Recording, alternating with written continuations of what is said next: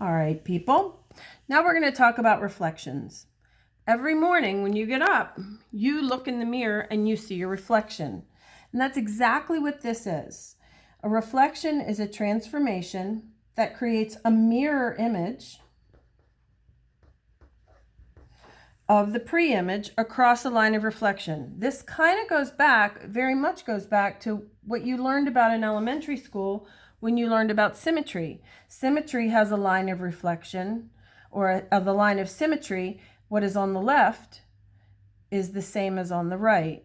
So in this case, the line of reflection would be the line of symmetry, and then everything on the left of that line would be identical to the right of the line. So here again, we have our pre-image. And what I did was if you don't have tracing paper, I went down to where my gift wrap is and I got a piece of tissue paper that you would use to wrap a gift. And I just cut some small squares or rectangles out of it. So I'm going to use a pencil because otherwise it's going to bleed on the paper. And I'm going to trace the pre-image. And I'm going to do a couple things to help me. I'm going to label every point with my pencil. And I'm going to do one more thing.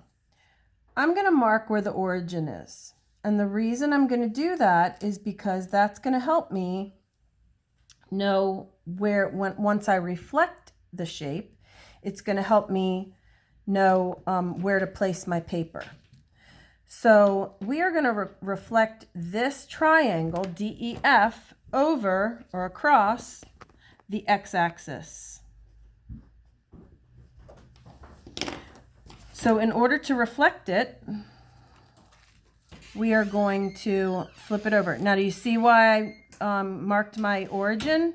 Because now I can put my origin right where it was, and it's going to help me make the points exactly where they need to be. So now I'm going to pick up my pen, and I can see that E prime is now in these places. And when you end up doing this, you'll end up lifting up the paper and putting a point where each of the vertices are. Let's go ahead and list the ordered pairs for each of these triangles. So D is at -4, 5. E is at -5, 2. And F is at -1, 2. Let's see how the coordinates change for our reflected image. D prime is going to be at -4, -5. E prime is at -5, -2. And F prime is at -1, -2. Go ahead and pause the video and look and see what the relationship is between these coordinates from our pre-image and our image. Now, hopefully you can have started the video again. And hopefully you noticed that our X values all stayed the same. And the only thing that changed was the sign of the Y. The reason that is because the absolute value of this point, the distance from E to 0 to the x-axis is 2. And the distance from the x-axis to E prime is also 2. You'll notice the same thing for D. That's going to be 5 units away. And D prime is also 5 units away from the x-axis. The reason that our X value stayed the same is because it stayed where the X value didn't change. Reflecting it made it go just to the same spot. Now that's going to change if we reflect over the y-axis. What do you think is going to change if we change over the y-axis? Will the x or the y change this time? Well, in that case,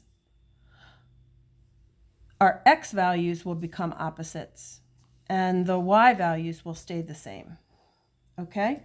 So because these two polygons are also congruent, we can see that this triangle is congruent, the exact same shape and same size as this triangle. This is also a rigid transformation. The shape didn't change. The only thing that changed about this was the orientation and where it is in space. So let's talk about this algebraic representation and how our numbers changed. So this time we're going to take the opposite of the y coordinate because we're reflecting over the x-axis. So when we reflect over the x-axis, we're going to have, if we start at 3, -7, x is going to stay the same. So we'll still be at 3, but we're going to take the opposite of -7, which means it will be at +7. It will change into the first quadrant from the fourth quadrant. Okay. For some of these, you might even want to use a piece of graph paper or a coordinate plane. We linked some of those in Schoology for you. So you could even plot these points to see how exactly they change. For this one, if we have -4 and 1.5, we need -4 will stay the same, our x value, and we're going to take the opposite of y. So it will be at -1.5. Okay? If we are going to reflect over the y-axis, this time we're going to take the opposite of the x coordinate. So this time, instead of being at 3, it will move to -3, and the -7 remains the same. If our coordinate is at -4, 1.5,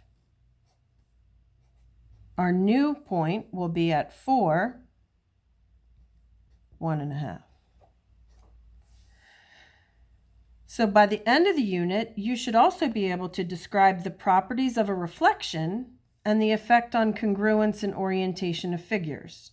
So a reflection creates a congruent shape, which means that it's rigid, and the only thing that changes is its orientation. Rather than the triangle facing this way, it's now, we'll say, upside down. And instead of D being at the top of the triangle or in the picture, it's now at the bottom.